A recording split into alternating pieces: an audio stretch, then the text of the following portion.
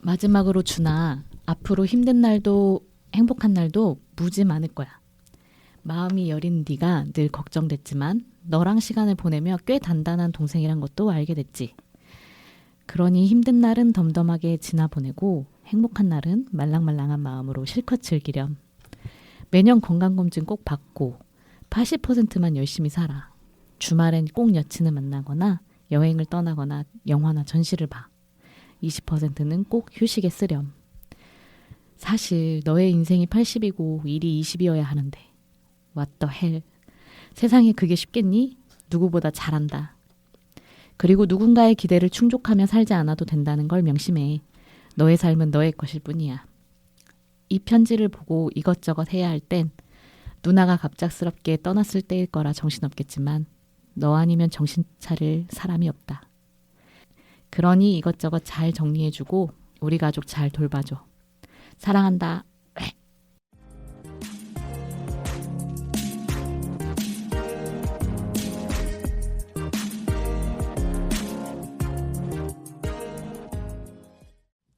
안녕하세요. 도둠치 스테이션 131화 시작하겠습니다.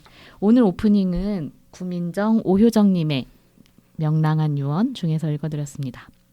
예전에 제가 한 몇 년 전인데 아마 코로나 조금 풀리고 난 즈음이었을 거예요. 근데 제주 올레길을 잘 걷는데 어느 날 마주친 아주머니 한 분이 있었습니다.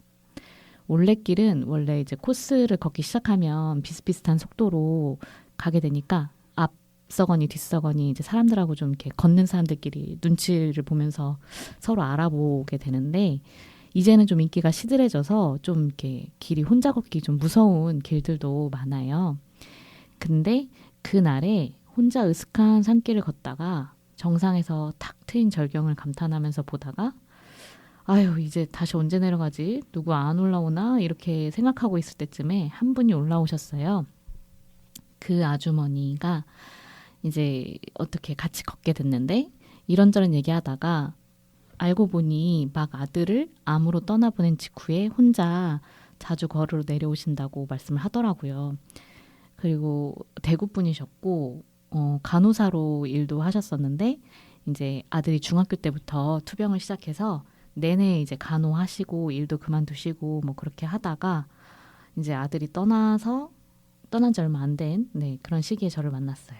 근데 그때 아들이 코로나 등급이 막 낮춰진 때에 떠나서 너무 천사 같다. 그래서 무사히 장례도 잘 치렀다. 이런 이야기도 하셨었고요. 그리고 당시에 이제 저도 저의 가장 오래 알고 지낸 친구의 이제 항암 치료가 막 끝났음을 뒤늦게 알고 마음이 아프기도 했고 또 한창 투병하고 있는 지인의 남편 소식도 그때 듣던 때라 이래저래 마음이 막 심란했습니다. 그래서 올레길을 무사히 걸어와서 또 같이 저녁 먹고 가자 이런 얘기하고 그래서 그 저녁을 먹으면서 저도 이제 이런 친구가 있어요라고 살짝 털어놓으니까 한마디를 해주셨는데 그 말씀이 지금도 기억에 많이 남습니다. 그 이야기가 뭐였냐면 죽음에는 3가지 죽음이 있다고 하시더라고요. 그게 그들의 죽음, 너의 죽음, 그리고 나의 죽음이 있다고요. 그 3가지의 무게가 이제 각각 다를 수밖에 없다라고 얘기를 하시더라고요. 그러니까 제가 지인의 남편분이 아프다는 얘기를 들었을 때의 마음과 내 친구가 아프다고 들었을 때의 마음 그런 것들이 어떻게 적당하게 슬퍼야 되지? 이런 걸 몰라서 좀 복잡한 마음이었는데 그 말씀을 해주시고 나니 좀 이해가 되더라고요. 그렇게 이름도 연락처도 모른 채 반나절 같이 길 위에서 걷고 대화를 나누고 헤어졌던 그런 인연이 무심코 이 명랑한 유언의 책을 읽고 나서 다시 떠올리게 되었습니다.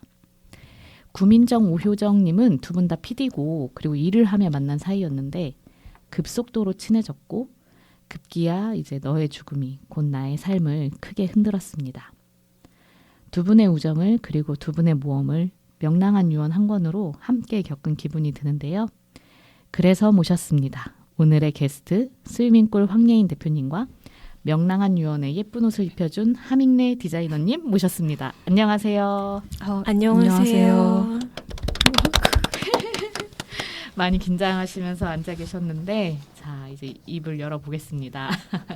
우선 명랑한 유언이 출간된 지 이제 2주, 3주 만에 2세 소식이 들렸습니다. 오! 너무 마음을 많이 졸이셨던 것 같은데 축하드립니다. 두 분 다 출간된 이후에 바쁘셨을 것 같기도 한데 또 대표님이 더 바쁘셨겠죠. 네, 한번 근황 토크 어떻게 지내셨을까요? 안녕하세요. 공룡의 이동 경로 이후에 2년 만에 찾아온 스위밍꿀 황예인입니다. 2년이군요 벌써. 네. 그래서 두 번째 나오는 거라 좀 덜 떨릴 줄 알았는데 역시 떨리네요. 아, 책이 2월 17일 날 등록이 됐고 그래서 이제 다음 주면 딱 한 달이 돼요. 네. 그래서 2주 만에 중쇄를 찍을 수 있어서 너무 다행이다. 하지만 갈 길이 더 멀다. 이런 마음으로 지금 보내고 있고 예전에는 책 만드는 일에 좀 더 몰입하고 집중했다면 이번에는 책 만든 이후에 이 책을 어떻게 소개하고 어떻게 사람들 속에 파고들 수 있을 것인가. 그걸 많이 고민하면서 좌충우돌하면서 지내고 있었고요. 그리고 틈틈이 동네 친구인 혜림 씨, 하밍래님 만나면서 놀고 먹고 또 그렇게 지냈어요. 네. 일 80, 휴식 20 잘 챙기고 계셨던 그런 거겠죠? 이제 일이 거의 한 8, 90이었던 삶을 살았었는데 이 책 읽으면서 저는 이제 일이 좀 몰려 있으면 이제 아무도 안 만나고 가급적 좀 중요하다고 생각하는 걸 마무리를 짓고 이제 누군가를 만나려고 항상 그렇게 살았거든요. 그래서 약속이 막 한 달 후에 잡히는 거예요. 근데 이제 이 책을 만들면서 그러지 말자. 일주일에 최소 한 번은 일과 관련이 없는 그냥 약속을 잡자. 이렇게 다짐하고 지키고 있고 그래서 몸이 좀 축나요. 일도 하고 놀기도 놀다 보니까 늘 피곤하다. 늘 피곤한 삶을 호소하시고 네, 네. 네, 하밍래님 안녕하세요. 안녕하세요. 저는 스위밍 꿀에서는 하밍예라는 이름으로 작업하고 있고 이제 올해부터 본격적으로 제 본명인 강예림으로 이제 프리랜스 북 디자이너를 하려고 생각 중인 사람입니다. 생각 중이라고요? 네. 오픈하신 거 아니에요? 그러니까 일을 열심히 안 했다는 생각이 자꾸 들어서 올해부터는 좀 열심히 해야겠다는 생각을 하고 있어요. 네. 혜림님은 저희 유유희의 작업자의 사전이라는 아주 명작이죠. 네. 우리 작업자의 사전을 또 예쁘게 디자인해주신 또 혜인 씨가 또 너무 좋아하는 그런 디자이너님이시기도 하고 작업일기 인스타그램에 올려주시는 거를 혜인님이 너무 좋아해요. 그 마음을 좀 받아주고 계신가요? 마음이요? 그 표현하신 마음을. 너무 그렇게 근데 잘 보고 있어요라고 하는 게 이제 뭐 작업자의 사전에서도 이제 그런 말을 하는 게 이제 작업자들에게 힘이 된다. 그거를 직접 실천하시는 것 같아서 저도 좀 교훈이 있었다. 나도 좀 그래야 하는데 그리고 너무 감사하죠. 네. 그래서 인스타그램이 무탄산드. 무탄산 에이드인데 에이드. 제대로 읽으시는 분 없고 저도 생각 없이 만들어가지고 그냥 네. 마음대로 읽으셔도 됩니다. 네. 제가 나중에 저희 두둠치 스테이션 출연하신 거 게시물 올리면서 태그를 걸어 드릴 테니 여러분들도 한번 혜림님의 작업을 샅샅이 살펴봐 주시면 감사하겠습니다. 혜림님이 프리랜서 디자이너이기도 하지만 또 스위밍꿀 로고부터 지금까지 모든 책을 담당해주고 계십니다. 그래서 저는 궁금했어요. 아마 예인님도 궁금하셨을 것 같은데 나에게 스위밍꿀이란? 그거를 생각을 좀 해봤는데 네. 이제 처음부터 시작해보면 스위밍꿀은 황예인이다. 그리고 지금 되게 간단하게 얘기하면 지분을 받고 싶은 출판사. 잘 돼서 건물 세우면 방 하나 공짜로 얻어 쓰고 싶은 출판사. 이제 그냥 그리고서 좀 길게 얘기를 해보자면 이제 예인 씨랑 같이 정말 처음부터 그런 스위밍꿀에 브랜딩이라고 생각하진 않았지만 이제 브랜딩을 하고 있는 느낌이잖아요. 맞아요. 그래서 당연히 애정이나 애착이 있을 수밖에 없고 이제 또 작년 도서전을 이제 처음 나갔잖아요. 이제 둘이 같이 준비하면서 이제 확실히 더 강하게 묶여있다. 스위밍 꿀과 제가 이제 그런 느낌을 받고요. 이제 초반에는 저도 젊고 어리고 약간 그 디자이너 뽕이라고 해야 할지 그런 것 때문에 사실 스위밍 꿀 책 디자인하는 것을 어떤 기존 출판사 조직에서 할 수 없었던 그런 해방구라고 생각했던 적도 있는 것 같은데 지금은 나이가 들어서인지 얘네를 좀 더 많은 사람에게 사랑받게 하고 싶고 그런 개인적인 만족보다 좀 그 스위밍쿨의 브랜딩 방향을 생각해 보자는 쪽으로 좀 와. 마음이 바뀐 것 같고 이제 예인 씨랑 일을 하면은 뭐 편집자 디자이너의 이제 각자 영역이 있잖아요. 이제 그런 것 때문에 각 직군이 좀 힘들어하기도 하고 근데 이제 그거를 되게 좋은 쪽으로 무너뜨리는 사람이다라는 또 생각을 했거든요. 그래서 그 스위밍쿨 책 디자인할 때는 저도 그 디자이너 입장뿐만이 아니라 좀 더 크게 생각을 하게 되는 것 같더라고요.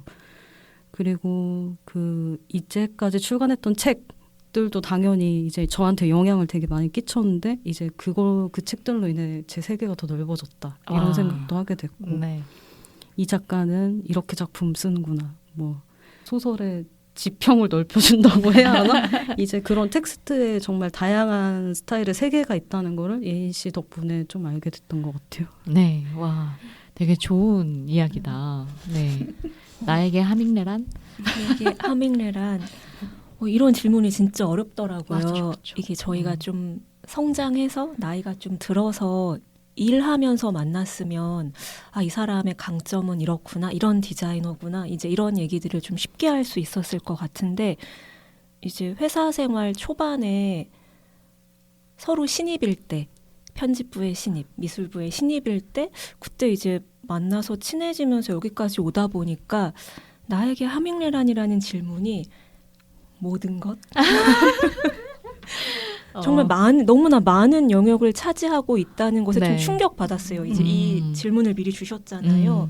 그래서 이 사람과 보내는 시간, 이 사람과 나누는 이야기, 이것의 교집합이 이제 시간이 흐를수록 되게 넓어져서 이런 관계는 뭐라고 불러야 할까? 이분에게 남편도 있고 또 단짝 친구도 따로 있거든요. 네. 이제 이 책 오효정님, 구민정님이 단짝이셨는데 이 책을 단짝 친구한테 선물했다는 얘기를 듣고 그럼 나는 뭐지? 그럼 나는 뭐야? 약간 복잡한 마음에 빠졌는데 그래서 저에게 하밍레란 정말 모든 것이라고 말하고 싶어요. 단짝 친구 한 명만 두는 건 아니잖아요. 그죠? 그렇죠. 저는 그리고 그 사실 사람을 안 그래 보이는데 사람 되게 좋아해가지고 이제 누가 너무 좋으면은 그 사람을 계속 알고 싶고 좀 깊이 좀 관계를 계속 맺고 싶어하는 것 같거든요. 네. 그래서 네 남편도 있고 남자친구도 있고 이런 작업 파트너도 있고 저는 너무 좋아요. 네. 그럼 두 분이 신입 때 만나셨으면 거의 13년, 14년 이렇게 된 거예요? 2012년 맞아. 2월 정도에 제가 와. 회사에 입사했을 때 이제 혜림 씨는 저보다 아마 조금 더 빨리 입사한 비슷한 신입이었던 것 같아요. 13년 된 네, 거네요. 네. 만 13년. 와, 그러셨구나. 어떻게 서로의 첫인상은 기억나세요? 이제 회사 처음 왔으니까 층마다 방마다 돌면서 이제 인사 돌잖아요. 뭐 국내문학팀에 새로 왔습니다. 인사 도는데 이제 미술부 좀 어두컴컴한 그런 사무실이었고 다 좀 회사에서 오래 일하신 성숙한 그런 아름다움을 뽐내고 계신 직원분들 사이에 너무 회사하게 생긴 너무 지금도 동안인데 좀 얼굴 스타일이 그런 분이 이렇게 웃으면서 가만히 앉아 계셔서 되게 좋아했던 것 같아요. 그때부터 호감이었다. 그리고 작업을 실제로 같이 하게 된 지는 몇 년이 흘러서예요. 그죠? 맞아. 한 3년? 한 3년 정도 후에나 저희가 이제 재책임 편집 책에 혜림 씨와 이제 짝꿍이 되어서 이제 표지 작업을 했던 기억이 나고 첫인상은 회사했다. 만족스러운 미소를 띄우셨는데 혜림 씨는 어땠어요? 얘기해도 되는지 모르겠는데 이제 그게 2012년 초 겨울이고 이제 사실 저는 입사한 게 아니었고 그 미술부 아르바이트였어요. 그 당시에. 네, 그래서 단기 아르바이트 직원으로 일을 하고 있었고 이제 인상 좋은 편집부 신입이 와갖고 입사 인사를 하자마자 뭐 중세인지 뭔지 업무를 미술부에 하러 와서 굽신거리고 있었다. 근데 이제 그분이 명망 있는 어떤 문학 평론가인지는 나중에 알았고 이제 뭔지 모를 계기로 가까워졌는데 이제 그거를 잘 모르겠어요. 근데 이제 그게 책이나 어떤 일이 아니라 뭐 고향이라던가 맥주라던가 뭐 좋아하는 디저트 가게라던가 그런 거였던 것 같고 이제 뭐 저는 잘 기억은 안 나는데 3년 후에 만났다 했잖아요. 사실 그 작업이 좋게 끝나지 않았거든요. 이제 시안이랑 20장 했나요, 저희가? 100개 한 것 같아. 디자이너 교체. 진짜? 죽어도 그렇게까지? 꼭 폼이 그래서 안 나. 저도 뭐 첫인상으로서는 이제 호감이 가는 회사 동료로서가 처음 만남의 시작이었던 것 같아요. 이제 그 일로서 만나게 됐을 때는 이제 당시 뭐가 문제인지 모르겠는데 위로 컨펌 받을 사람만 3명이었는데 바로 위에서 계속 안 되고 있는 거예요. 그래서 이제 그러면은 저도 힘들지만 이제 그때쯤에는 저도 약간은 철이 들어서 담당 편집자도 정말 힘들겠구나 하는 생각을 했던 때거든요. 그래서 이희 씨가 엄청 미안해 하더라고요. 저한테 그때. 결국 이제 통과가 안 돼서 담당 디자이너가 바뀌었거든요. 근데 이제 당시 회사에서 그런 사실을 직접적으로 전해주는 편집자가 없었어요. 그러니까 건너서 뭐 미안함일 수도 있고 뭐 뭔지는 모르겠지만 근데 저는 그러면 안 된다고 생각을 했는데 이제 그렇게 미안함과 그런 마음을 전한 편집자가 예인 씨가 처음이었고 이제 그래서 그냥 저한테 약간 부채감이 있나 싶었어요. 그래서 그냥 그때 기억을 되돌아보면은 괜찮다고 그냥 이럴 때도 있다고 이렇게 해주고 그냥 대회실 가서 차나 마시자 하면서 차를 마셨던 기억이 되게 강하게 있고 이제 뭐 둘이 편집부 상사 욕하고 네. 그래서 그때 예인 씨가 다음에 작업하면 잘해보자고 혜림 씨랑 꼭 다시 일해보고 싶다고 이야기를 했는데 이제 저는 당시 결과가 좋았던 건 아니었으니까 이제 그냥 하는 말이라고 생각을 했는데 이제 그 후로 스위밍쿨 책으로 이제 같이 정말 하게 됐죠. 이렇게 또 두 분의 히스토리를 처음 들어봤는데 너무 좋네요. 그 회사라는 곳이 진짜 사람을 많이 만나는 곳이기도 하지만 이렇게 딱 마음에 나한테 좀 잘 통한다 싶고 그리고 그게 또 일의 영역이 달라가지고 이제 밖에서도 이렇게 인연이 되고 하는 게 전 너무 소중하고 그렇게 잘 귀중한 인연으로 만나서 얘기를 들어보니까 또 좋았습니다. 그러면 두 분은 서로를 어떤 편집자, 어떤 디자이너로 보고 있을지 이런 기회가 아니면 또 말할 기회가 없잖아요. 그래서 누가 먼저 하실까요? 제가 먼저 할게요. 이 질문도 너무 어려워가지고 아까 말씀드린 것처럼 그래서 혜림 씨와 제가 계속 친하고 작업을 계속 같이 하고 있고 그것을 계속 원하고 있는 제 마음을 들여다보았어요. 근데 이제 비유를 하자면 0.98999 점점점 계속 이어지는 이런 무한한 숫자랑 이제 1이라고 얘기하는 거랑 사실은 근사값이고 똑같다고 사람들이 이제 하기로 약속했잖아요. 그래서 이제 일을 하거나 대화를 하다 보면 되게 명쾌하게 딱 1이라고 말하는 분들이 있는데 제가 느끼기에 혜림 씨는 그 소수점 아래 이어지는 숫자들을 하나하나 되게 정확히 다 헤아리고 그것을 전하려고 하고 누군가 이제 그런 숫자들을 읊을 때 하나하나 다 새겨 듣다가 또 모르는 게 있으면 물어보는 좀 그런 사람. 그래서 되게 정확히 듣고 정확히 소통하려는 사람이고 디자이너다. 그래서 그게 때로는 알잘딱깔센을 우리가 원할 때도 있잖아요. 네. 바쁘고 네. 시간이 없고 그리고 이제 귀찮고 에너지가 떨어지니까 그래서 때로는 이렇게까지 하다니 이런 생각이 들게 할 때도 있지만 한 열에 한두 번 정도 일뿐만이 아니고 그냥 대화할 때 하지만 나머지는 너무 재밌고 저도 발견하게 되는 그 다양한 숫자의 아름다움이 있고 그래서 계속 대화하고 싶고 일하고 싶은 그런 디자이너인 것 같아요. 오, 맞아요. 저도 혜림 씨와 일을 해보니 혜림 씨에게는 그 디테일의 끝판왕 같은 그런 부분이 있고, 그리고 정말 여기까지 세심하게 헤아려졌구나라는 거를 뒤늦게 알 때가 있거든요. 그럴 때 좀 감동이 뒤에 또 밀려오는 그런 게 있었습니다. 감사합니다. 근데 꼭 그걸 말해. 숨기지 않아. 네, 그러면 혜림 씨가 보는 예인님 어떤 편집자이신가요? 근데 아까 예인 씨가 얘기를 했는데 어렵고 이게 그러니까 저도 느낀 게 뭐냐면 편집자 황예인을 생각을 했을 때 그 친구가 아닌 편집자 황예인을 똑대서 얘기하기가 진짜 어렵다는 생각을 했거든요. 뭐 친구기도 하니까 이제 만나면은 일과 삶을 분리한다기보다 이제 만나면 되게 부드럽게 섞이는 느낌이 드는데, 이제 일을 하면서는 당연히 힘듦도 있지만 이제 예인 씨랑 일하면은 즐거움이 훨씬 더 크고 그러니까 이제 삶 안에 일이 자연스럽게 속할 수밖에 없구나, 약간 그런 깨달음을 주고. 네. 그냥 편집자로서는 뭐 사실 훌륭한 편집자입니다. 그 기준이 뭐예요?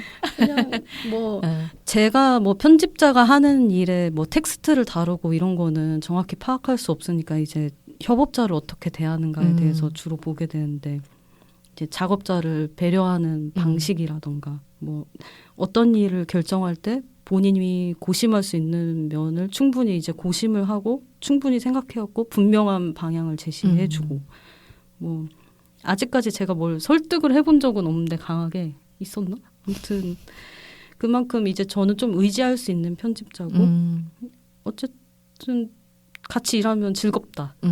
그리고 저 사실 얘기한 적 있어요. 메일로 쓴 적 있는데 네. 믿을 수 있는 탁월한 편집자, 마음을 맞춰서 일하는 재미와 즐거움을 느낄 수 있어서 행운이고 복이다 라고 얘기를 한 적이 있습니다. 예인님한테? 네. 근데 제가 그 메일의 시초가 약간 이게 작업 너무 잘해주셨는데 안에 3도 인쇄를 하다 보니까 비용이 너무 올라가가지고 우리가 어떻게 비용을 낮출 수 있을 것인가, 이런 것 고민이 많으셨죠. 드린 메일 뒤에 그런 게 와서 어머나 어머나 그랬답니다. 네. 그리고 또 말하고 싶었던 거는 이제 저는 그 문학 편집자 이제 들을 그래도 몇 명 접하면서 이제 순문학이라고 부르잖아요, 그 분야를. 근데 이제 그 문학 편집자들이 한 텍스트를 파고들고 집중해서 막 좁고 깊게 경력이 쌓으면서 그 구멍을 파는 느낌이라면 좀 이상한데 그거를 엄청 맞아요. 단단하게 그 아주 좁은 면적에 쌓아가는 느낌이잖아요. 네. 근데 이제 시간이 지나서 이제 그런 편집자들을 보다 보면은 아 정말 깊다는 생각이 들지만 한편으로는 너무 좁은 것 같기도 하다. 시야가 좀 좁아지는 것 같기도 하다라는 생각을 하게 되는데, 뭐 예인 씨는 웹소설 분야에서도 일을 했었고 밖에서 보면은 그게 무슨 경계냐라고 할 수 있는 것들이 사실 그 안에서는 좀 높은 허들일 수 있는데 그런 거를 좀 훌쩍훌쩍 뛰어넘고 뛰어넘었던 느낌이에요. 그래서 그런 게 좀 용기 있다. 그리고 그런 게 개인적인 기질일 수 있지만 직업인으로서 그 편집자로서 되게 강점이지 않나. 맞아요. 유연한 그 영역을 다 넘나드는. 야, 멋있다. 되게 멋있네요. 그래서 문학을 어쨌든 주로 하니까 저도 그런 거에 대해서 좀 나는 내가 바보 같은 질문을 해도 예인 씨는 좀 잘 들어주고 잘 답해줄 것 같다는 믿음이 있어요.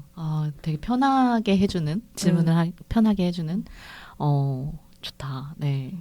두 분 아주 잘 하고 있습니다. 네. 자, 오늘 저희가 명랑한 유언 책을 다루기 위해서 왔는데, 일단은 이 책에 대한 소개를 제일 먼저 해주는 게 가장 좋을 것 같아서 우리 대표님이 명랑한 유언 책을 MD님한테 가서 설명하듯이 한번 부탁드립니다. MD님께 가서는 어떻게 소개했냐면 이게 소개가 어렵더라고요. 그 누군가 죽는 이야기인데 그 얘기를 이상하게 하기가 싫더라고요. 그래서 일을 정말 사랑하고 좋아했던 두 명의 PD가 함께 시간을 보내고 함께 일을 하고 그러다 한 명을 먼저 떠나보내고 하지만 남겨진 사람의 슬픔만 있는 것이 아니라 극복이라는 말이 이제 적절한지 모르겠지만 어떤 날은 슬퍼하지만 어떤 날은 또 다른 사람들과 기뻐하는 그런 시간을 만들고 살아있는 게 좋구나 이런 걸 깨닫는 정말 삶 그 자체인 에세이라고 말씀을 드렸던 것 같아요. 좋다. 네. 그런 책입니다, 여러분. 근데 이제 이 명랑한 유언의 시작도 이제 궁금한 거예요. 어떻게 네. 이제 예인님하고 인연이 닿아서 네. 이 책을 출간하게 되었을까요? 이제 민정 PD님이 이제 얘기해 주신 걸로는 이제 두 분이 함께 프로그램을 만들게 되면서 처음 이제 알게 되셨고 그러다가 이제 효정님이 암 사기 선고를 받으시면서 그 후에 두 분이 같이 살기로 이제 결심을 하시잖아요. 그래서 두 분이 같이 살다가 이제 효정님이 본인의 이야기를 좀 쓰고 싶다는 생각이 강하셨대요. 근데 저자가 아니니까 직업이 이제 쓰는 것에 대한 망설임이 좀 있으셨는데 그 당시에 이제 민정 PD님은 뭐라도 효정이 하면 좋겠다. 그래서 이제 장난 반 진담 반으로 아무튼 사기 어때? 뭐 여자 둘이 살고 있습니다잖아. 우리 둘이 같이 살고 있잖아. 뭐 이런 얘기를 하면서 엄청 힘을 주셨고 그래서 원고를 효정님이 되게 열심히 쓰셨대요. 근데 이제 오래 그 시간이 길지 않게 있다가 돌아가시게 되었는데 그 사이에 이제 그 원고를 효정님이 지인분들에게 좀 보여주셨었나 봐요. 그래서 장례식에서 만난 효정님의 지인분들이 그 원고 참 좋았는데 그거 어떻게 됐냐 이런 질문들을 민정님께 하셨대요. 그래서 이제 민정님도 복귀를 할 수 있는 마음 상태가 아니어서 직장에 2달간 휴가를 내고 이제 그 원고를 열어서 이제 그 결에 맞춰서 이제 본인의 이야기를 쓰고 또 애도의 기간을 가지면서 어떻게 또 혼자 남은 시간을 보내는지 쓰시고 그래서 이제 원고 초고를 완성을 하셨는데 주변에 이제 출판하는 분들이 없으니까 그래서 그 지구이 블랙박스 같이 작업했던 작가로서 글을 써주셨던 천설란 작가님한테 이제 조언을 구했고 그때 설란 작가님이 스위밍꿀에 한번 원고를 보여주면 좋겠다라고 말씀을 하셔서 그렇게 저는 이제 원고를 받았고 처음에는 큰 생각 없이 이미 이제 이런 히스토리들은 대충은 알고 있었거든요. 작가님하고 가끔 만나서 이제 근황 토크를 하니까 그래서 이제 출력해서 지하철에서 이제 이걸 읽으면서 가는데 너무 눈물이 많이 나서 그냥 이건 낼 수밖에 없겠다. 이제 그냥 마음이 그렇게 먹어져서 금방 결심을 했어요. 책으로 만들어야겠다. 네. 그래서 책을 그러면 원고를 받고 작업하기까지가 바로 그냥 들어가신 거예요? 이제 민정님께서 6월에 이제 효정님을 떠나 보냈고 이 원고를 정리하고 저한테 준 시점이 이제 8, 9월 사이예요. 지금 이제 이 책 중에 보라색으로 되어 있는 챕터가 이제 그 혼자 시간을 보내면서 쓰신 부분들인데 이제 이 부분을 좀 더 깊이 내려가서 썼으면 좋겠다라는 말씀을 드렸었어요. 이게 너무 밭으니까 떠나보낸지 그래서 더 깊은 얘기까지 못 들어가고 계시다는 생각이 들어서 시간이 좀 많이 필요하다고 생각이 들었고 한 11월 중순까지 제가 시간을 좀 더 잡고 그냥 아무 얘기나 뭐 축구 얘기도 좋고 하시는 그리고 이제 강아지랑 산책하는 얘기도 좋으니까 그냥 일상을 다 써보셔라. 그리고 어떤 날 너무 슬프고 아무것도 못 하겠으면 이제 그런 얘기도 쓰시면 좋겠다 해서 원고를 되게 많이 받았고 이제 그 중에서 좀 고르고 또 수정하고 해서 이제 원고가 이제 세팅이 된 거죠. 네, 그렇게 해서 11월 말까지 원고를 받고 이제 네. 2월에 출간이 된 거였군요. 네. 네네. 그리고 이 명랑한 유언의 원고를 이제 아마 담당하시는 이제 혜림님한테도 원고가 왔을 텐데 처음 읽었을 때 이 책이 어떤 책이 되겠구나 이런 게 좀 눈앞에 그려지셨는지 궁금해요. 전혀 눈앞에 그려지지 않았고요. 네. 일단 원고만 열심히 읽었고 이제 뭐 다른 책 떠오르는 책이 있었는데 언급을 해도 먼 길로 돌아갈까라는 게일 콜드웰의 그 캐롤라인 랩을 추억하고 이제 그 친구와의 기억을 이제 써내려간 그런 책인데 그 책이 떠올랐고 이제 표지는 생각이 없었던 게 맞고 다만 이제 저자 두 분이 나오니까 그런 본문 형식적인 면에서 그 섹션이 어떻게 나눠지겠구나 아니면은 뭐 순서가 어떻게 되면은 어떻게 되겠구나 하는 생각 정도는 얼핏 했던 것 같아요. 그렇군요. 이 책이 표지와 이제 디자인을 이야기를 안 할 수가 없는데 그래서 또 혜림님도 같이 모십시다라고 이야기를 했었고요. 우선 이 제목 제가 그때 예인님하고 같이 커피 한잔 할 때 예인님이 저 제목 생각한 거 있는데 혹시 이거 어때요? 하고 명랑한 유언이요 이렇게 딱 이렇게 던지셨는데 제가 너무 좋다고 맞아요. 막 그 느낌이 되게 좋아가지고 되게 잘 붙는다라는 얘기도 했었고 딱 그렇게 생각을 했었는데 그 제목도 한 번에 나오셨나요? 어땠나요? 그 이제 초고를 처음 주셨을 때 제목은 이제 책 중에 되게 좀 가슴 아픈 구절인데 누가 날 좀 안아줬으면 좋겠어라는 제목이었어요. 이제 효정님이 병원에 가셨는데 이제 그 당시 어린 소녀는 아빠가 이제 안아주고 있어서 그게 참 부러웠다. 본인은 성인이고 이제 혼자 모든 걸 감당해야 했으니까 이제 그 문장으로 주셨는데 이제 그 문장도 저한테는 좋게 다가왔었거든요. 근데 이제 좀 제목을 바꾸고 싶다는 마음, 문장형이 아니었으면 좋겠다. 워낙 문장형의 에세이들이 많으니까 그 생각을 해서 작가님하고 이제 고민을 해보자라고 해서 작가님이 이제 2차로 수정하면서 주신 그 당시의 원고 제목은 네 삶은 작품이 될 거야 였어요. 근데 이것도 이제 의미가 있다고 생각이 든 게 이제 PD로 열심히 일하면서 뭔가 누군가를 위한 방송 프로그램을 너무 열심히 만드신 거예요. 그래서 이제 본인의 삶, 본인의 작품을 좀 신경 쓰지 못했던 걸 너무 이렇게 한스럽게 생각하고 계셔서 이 제목도 참 좋다 생각을 했는데 역시 뭔가 좀 더 산뜻했으면 좋겠다라는 생각이 있었고 근데 이제 초반에 읽어주셨던 그 남동생에게 보내는 편지가 아마 다른 분들도 비슷할 것 같은데 엄청 마음에 남았어요. 특히 이제 좋아하는 구절이 너무 이제 동생을 걱정하면서 이제 어떻게 살렴한 다음에 What the hell 그게 쉽겠니? 이제 이렇게 외치는 부분이나 네. 사랑한다 하고서 이제 괄호하고 웩 이렇게 구역질하는 그런 것들이 그냥 효정님을 너무 잘 보여주고 그 생생함이 참 좋아서 이런 명랑한 마지막 편지 그러면 명랑한 유언이 좋겠다라고 생각이 이제 딱 났고 그리고 사실 저희도 오늘이 이제 마지막일 수 있고 왜냐면 이제 제가 뭐 내일 죽을 수도 있지만 그게 아니라 저희가 한동안 못 볼 수도 있잖아요. 바쁘게 살다 보면 그게 걔를 본 마지막이었어 이렇게 얘기될 수도 있잖아요. 그래서 지금 남기는 매일매일이 그냥 명랑한 유언이면 좋겠다 그런 마음도 좀 담고 싶어서 이렇게 제목을 정했어요. 매일매일이 명랑한 유언이었으면 좋겠다. 네. 되게 좋은 또 뜻이 이렇게 담겨져 있었네요.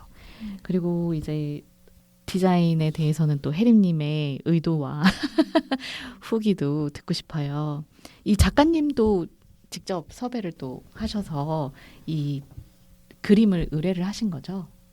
네. 근데 이제 뭐 제가 컨택을 했다기보다 이것도 예인 씨와 저가 친구라서 뭔가 가능했던 것 같은데 이제 뭐 작년에 도서전이 끝나고 나서 제가 되게 오랜만에 연락한 지인이 있었는데 나 도서전에 있을 거다 했더니 그러면은 방문을 하겠다는 거예요. 근데 이제 그 아내분이 이 그림 그려주신 작가님인데 이제 이런 작업을 한다라고 소개를 시켜주고 마침 개인 전시회를 하고 있으니까 와줘라 와주면 좋겠다 해서 이제 예인 씨랑 같이 인사하고 바로 갔어요. 바로 갔는데 이제 되게 특별한 경험이었거든요. 일단 그렇게 그림을 보는 게 되게 오랜만이었고 그런 이분의 특유의 그런 색감이라던가 텍스처라던가 이런 것들이 인상에 되게 각자 인상에 되게 잘 남아 있었을 것 같고 그래서 먼저 제안한 거는 예인 씨가 누아님 그림을 쓰고 싶다 이 책에라고 했고 이제 발주 내용 같은 거는 예인 씨가 먼저 정리를 하고 이제 제가 또 덧붙일 말을 덧붙이고 디테일. 그래서 이제 저도 그 찬란하고 이제 뭐 다양한 색감이 가득한 이제 그런 작가님의 그림인 거를 이미 알고 있었고 이제 어떻게 이 그림이 어울릴 것 같다라고 했으니까 되게 그 점에 되게 동의가 되더라고요. 좀 슬프게 저도 접근하는 게 아닌 것 같았고 그래서 편집자의 해석이 일단 분명했으니까 이제 저는 거기에 좀 힘을 실어주고 이걸 어떻게 잘 같이 해봅시다 하는 과정으로 이제 표지가 나오게 됐던 것 같아요. 오, 네네. 그리고 아까 이야기하셨던 이제 본문 3도 들어가 볼까요? 네, 아니 이 이제 구분을 효정님을 핑크로 그리고 이제 민정님을 파란색으로 그렇게 해서 점점점 이제 진행이 되다가 마지막은 이제 두 가지 색이 섞이는 보라색. 이런 아이디어는 또 어떻게? 그게 원래 책을 많이 보시니까 아실 텐데 그런 공저자일 때 저자별로 색을 이렇게 부여해가지고 구분하는 거는 어떻게 보면 되게 전형적인 방식이거든요. 근데 이제 후반부에 한 사람이 남겨지니까 그거 원래 부여된 색이 아니라 그 두 사람의 색이 합쳐진 방식을 그냥 본문 시안부터 시도를 하고 싶어갖고 이제 본문 시안에서는 아예 다른 게 없었고 그냥 색을 활용해가지고 이제 배면에 표현할까 글 제목에 표현할까 이제 그 두 가지가 있었는데 네. 그게 되게 당연하다고 느꼈거든요. 저는 그 두 사람이 만나서 함께 일을 하고 그 시간을 나누고 그러니까 나는 이전에 나기도 하지만 뭔가가 더해진 나 그 함께한 시간으로부터 영향받은 나는 이제 그 떠난 사람의 삶이 내 지금에 남겨진 사람의 삶과 겹쳐져 있다라고 생각을 해서 자연스럽게 두 색이 겹쳐지는 게 맞다고 생각을 했는데 그게 아니면 사실 선택지는 파란색으로 그냥 두는 거잖아요. 사부를.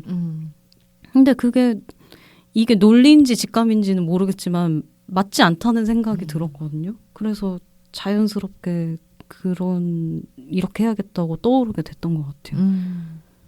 네. 그래서 저는 그 대전에 있는 한쪽 가게 책방 이제 친구들하고 묵은지 북클럽이라는 걸 최근에 이제 이제 뭐 같이 했는데 거기서 이제 제가 이 책을 읽었다고 이제 얘기를 하니까 다들 표지 너무 기억에 남아요. 이런 얘기 하고 그 뒤에 또 이 배면을 이제 또 여기를 뭐라고 하냐 이제 이야기를 하시면서 여기 색깔도 이렇게 합쳐지는 게 참 너무 인상 깊다라는 걸 다 이제 얘기를 해주시더라고요. 그래서 책을 읽는 분들은 다 이런 걸 다 눈여겨보고 있구나라는 생각을 했고 그래서 제가 이제 자랑삼아 여러분들이 계시는 대전 출신 디자이너이십니다 라고 했더니 다들 너무 기뻐하면서 뭔가 반갑다고 알겠어요. 그런 이야기도 농담 삼아 했는데요. 그래서 이렇게 디자인을 또 어쨌든 열심히 공들인 만큼 또 독자분들이 다 알아주고 계시다라는 것도 참 꼭 전달을 해드리고 싶었습니다. 진짜 이뻐요. 볼수록 예뻐요. 맞아요.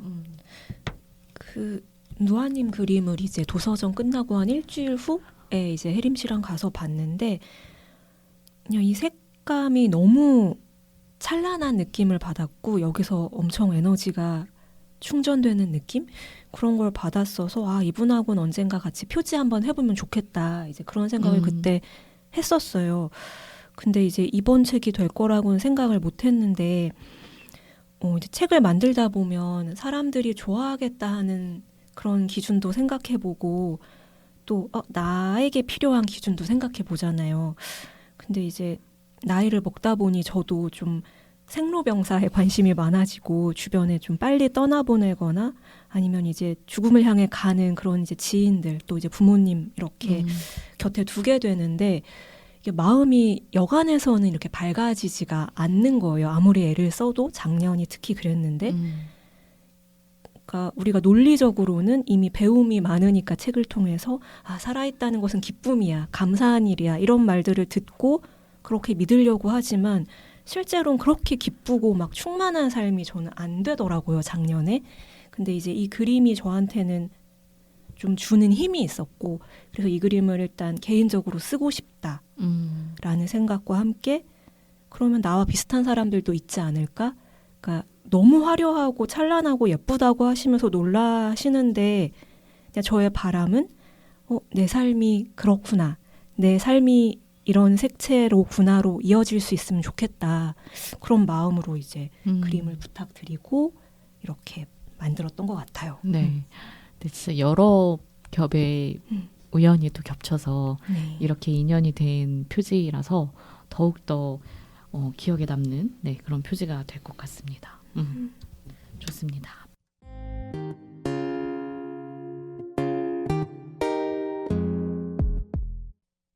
그럼 이제 본격적으로 책 이야기로 들어가 볼게요. 우선 두 사람의 운명적인 만남이 이제 있었습니다. 처음에 페이지 서문에 이렇게 나와요. 효정은 프리랜서 PD로 나는 방송국 공채 PD로 일을 하기 시작했다. 2023년 우리는 한 작품을 공동 연출하게 되었고 운명적으로 소울메이트가 되었다. 라고 민정님이 적고 있습니다. 그래서 보니까 두 분이 알게 된 게 생각보다 얼마 되지 않은 거예요. 그러니까 함께 공동 연출을 하기로 한 이 작품이 지구 위 블랙박스라는 작품이었고 KBS에서 2023년 10월에 4부작으로 방영이 된 방송이었습니다. 이렇게 좀 짧은 시간 안에 새겨진 깊은 우정이라는 게 참 신기했어요. 그래서 이게 어떻게 그랬을까, 이렇게 될 수 있었을까라고 생각해 보니까 이 프로그램이 대규모 예산을 가지고 남극, 스페인, 태국 등의 이제 지구 한 바퀴를 돌고 오는 대장정인데다 출연진, 스태프까지 모두 이제 너무 많은 사람들이 함께하는 거를 공동 연출자 2명이서 인솔하고 끌고 가고 하는 그런 일이다 보니까 이게 진짜 남다른 유대감이 생길 수밖에 없는 사람이구나. 근데 그 중에도 어쨌거나 마음이 잘 통하고 나와 되게 비슷한 사람이다라는 걸 또 서로 알아봤던 것 같고요. 이제 책 중에서 가장 좋았던 부분을 이야기하자면 이제 두 분이서 일을 정말 좋아하고 또 잘하는 분들이기도 했지만 암인 것을 알게 되고 나서 이제 보호자와 이제 환자의 관계가 되기도 하잖아요. 그랬을 때 이제 민정님이 계속 효정이를 효정이답게 맞아. 물론 암 네. 환자지만 효정이답게 이 시간을 지낼 수 있도록 이 부분을 엄청 많이 배려하고 신경 쓰고 중심에 뒀다는 걸 느낄 수 있어서 그게 참 좋았고 대단하다고 생각이 들었어요. 네. 그래서 물론 이제 식단이 중요하니까 열심히 이제 처음으로 밥도 해먹고 반찬도 하고 이런 식단을 하기도 하지만 또 어느 날은 마라탕을 먹고 또 아이스크림 내기 탁구를 치기도 하고 이런 순간도 있고 또 둘이 해외여행을 떠나는 이제 에피소드가 있는데 처음에는 이제 좀 암 환자에게 너무 춥지 않은 이제 근거리의 베트남에 갔다가 원래 이제 민정님이 혼자 가기로 했던 뉴욕에 효정님도 나도 갈래라고 이제 어떤 충동이 드셨겠죠. 여행 베트남 하던 중에. 그래서 같이 떠나고 이제 뉴욕에서 근데 이게 좋았던 것만 원래 친한 친구 둘이 가도 티격태격 하잖아요. 너무 이제 패턴이 안 맞으니까. 저도 이제 그래서 이별 여행이 됐던 여행들이 좀 있거든요. 해외여행 갔다가. 네. 그래서 토라지고 서운해하고 막 이런 생생한 에피소드와 함께 그래도 참 가길 잘했다라고 이제 끝나는 글이 있는데 그게 참 두 분의 우정이 어떠한 성격을 가지고 있는지 잘 보여주는 에피소드라는 생각이 들었고 이제 그 사진과 동영상들을 좀 보고 싶어서 그때 뉴욕에서 찍었던 이걸 잔뜩 받았는데 참 행복해 보이시더라고요. 그래서 이걸 얼마만큼 독자분들하고 나눌 수 있을까 지금 좀 고민이 돼요. 네, 책의 내용과 함께 뉴욕에서의 사진들을 한번 보여드리고 싶은데 그냥 삶의 여러 가지 측면이 있고 아픔 혹은 뭐 고통, 병이라고 하는 것도 그 측면 중에 이제 하나라는 걸 너무 잘 느끼게 해주는 이야기와 에피소드여서 한번 고민 후에 보여드려 보겠습니다. 그렇습니다. 스위밍풀 인스타그램을 지켜보고 계시다 보면 또 언젠간 보실 수 있을 거라 생각이 들고요. 그 1장에는 이제 우리는 정신없이 달리고 있었다라고 해서 진짜 일을 좋아하는 두 분이 얼마나 그 일을 열심히 해왔는지에 대해 나오는데요. 그중에 이제 효정이 일하는 모습에 대해 구피디님이 매우 생생하게 기록을 이제 해두시죠. 그 60페이지에 있는 글인데 효정은 그런 사람이었다. 결정을 내리기까지는 신중하게 고민하지만 한 번 결정하고 나면 자신의 모든 것을 내어주는 사람. 그는 빛의 속도로 자신이 해야 할 일들을 파악했고 내가 온전히 무대 연출에 집중할 수 있게끔 현장 처리부터 리허설까지 FD와 조연출의 업무를 도맡아 했다. 그의 업무 파악 능력과 속도는 남달랐고 깔끔한 진행 능력은 눈이 부실 정도였다라고 돼 있는데 저는 또 효정님의 그 커리어들을 이제 읽다가 박보검의 구름이 그린 달빛을 효정님이 하셨구나 이러면서 또 되게 반가워했었는데요. 네, 그래서 그 효정님이 진짜 그 일을 할 때 얼마나 반짝이는 사람이었고 일을 얼마나 좋아했고 소통 능력도 탁월하고 막 이런 부분에 이제 민정님이 또 자신에게는 없다고 생각되는 어떤 부분을 효정님을 통해서 이제 많이 이제 보셨는데 그렇게 30 초반까지 이제 자신의 자리를 찾기까지 고군분투한 이야기가 1장에 두 분의 이야기가 각각 그렇게 잘 담겨져 있었던 것 같습니다. 그래서 이 부분을 이제 읽으면서 그 예인님과 혜림님은 각각 이제 지나온 정신없이의 시기를 또 돌아보시지 않았을까라는 생각이 들었는데 일을 시작하는 초기에 그 초심이죠. 나는 어떤 사람이 어떻게 일하는 사람이 되고 싶다라는 그런 좀 생각을 해보신 게 있었는지 아주 까마득한 옛날 얘기긴 합니다만 네. 이게 돌아보면 이제 일을 막 시작하고 열심히 했던 그 시기가 여러 가지 생각 속에서 일을 하겠지만 누군가의 마음에 들고 싶다. 이제 함께 일하는 작가님이랄지 아니면 이제 이걸 컨펌하고 나를 평가하는 상사랄지 남의 눈에 되게 들고 싶고 남의 기대에 부응하고 싶고 그리고 그가 그런 걸 원한다고 생각하면서 그 몸을 갈아가면서 일했던 시기가 사실은 사회 초년생부터 어쩌면 그냥 지금까지도 다들 너무 익숙한 삶의 모드일 것 같아요. 이제 엄청 긍정 메시지가 넘치잖아요. 나는 나를 사랑하고 뭐 나의 만족을 위해 일하고 뭐 이런 것들이 강조되는 시대이기도 하지만 그게 사실은 되게 어렵고 왜냐면 우린 같이 일하잖아요. 사람들 네, 관계 협업이죠. 속에서 네. 또 어떤 눈빛만으로 평가를 이제 받고 있다는 느낌을 받고 해서 누군가의 기대에 부응 안 해도 돼라고 이제 이걸 쉽게 발로 찰 수 있는 사람이 누가 있을까. 근데 이제 그때 어릴 때에는 유독 그렇게 남의 만족이 곧 나의 만족이었던 그런 시기였던 것 같고 그때 이제 저의 욕심은 그러니까 이제 저는 소설 편집을 열심히 했고 좋아했으니까 어떤 소설가라도 그러니까 웹소설 작가님이든 뭐 장르소설 작가님이든 뭐 순문학 작가님이든 소설은 쟤랑 하고 싶다 이런 마음이 들고 싶다 이런 마음으로 일했던 것 같아요. 엄청 야심차게. 네. 혜림님은 어땠어요? 저는 사실 조금 다른데 이제 저는 출판사에 이제 다니게 됐던 게 그 전에 뭐 디자인 전문회사 다니긴 했는데 이제 사실 처우도 열악하고 그 돈도 별로 안 주고 그 개인적인 존중이나 이런 게 별로 없어서 그냥 때려치고 싶다는 생각밖에 안 했어요. 그래서 출판사에서 그 디자인으로 일을 시작하지는 않았거든요. 그래서 지금처럼 뭐 책 표지 본무하는 그 북디자이너의 일을 했던 게 아니기 때문에 일과 삶을 분리하려는 노력이 되게 처음부터 있었고 일은 내게 아무것도 아니다. 이건 돈 버는 수단이다.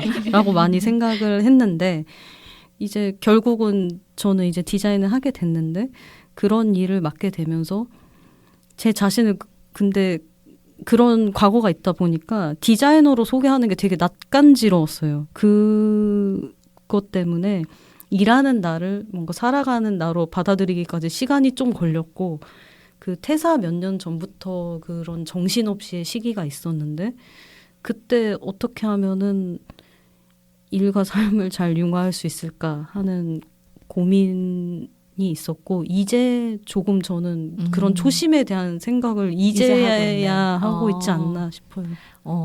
그렇군요. 지금이라도 어쨌든 또 하면 좋을 것 같고 근데 저는 듣다 보니 저도 정말 처음에는 뭔가 선배들이 다 일과 삶이 겹쳐진 완전 구분할 수 없는 어떤 삶에 가 계신 것 같은 거예요. 처음 편집자 신입으로 들어갔을 때 나는 저렇게 되지 말아야지라는 어떤 내 몸을 사리려는 그런 마음이 제일 컸던 것 같고, 나는 선배들과 달라요라는 어떤 기운을 많이 뿜었던 것 같고, 그래서 진짜 그 일로부터 오프 모드에 나에 충실하려고 어떻게든 그 시간을 확보하려고 그걸 되게 아둥바둥 하면서 지키려고 했던 것 같고, 근데 그렇게 하다가 어느 순간 아 이게 너무 괴롭다 이렇게 온오프를 아예 떨어뜨려 놓고 이걸 어떻게든 지키려고 하다 보니까 오히려 이게 더 나의 삶을 굉장히 힘들게 하고 무겁게 하고, 그래서 그냥 그거를 그 중심을 결국 저의 제 방향이 원치는 않았던 것 같은데 어쨌거나 일로 그냥 중심을 딱 잡아버리니까 그 다음부터 오히려 편하고 그 뭐랄까 그 온오프가 없음을 인정하게 돼버린 이후에 좀 더 자유로워지지 않았나 이런 생각이 들었네요. 네, 그래서 맞죠. 네, 일을 할 때는 어쨌든 저희가 하는 일이 보람되고 성취를 느끼려고 하는 일이다 보니까 그렇게 좀 애를 쓰고 고군분투하게 되는 그런 시간들은 분명히 필요했던 것 같습니다.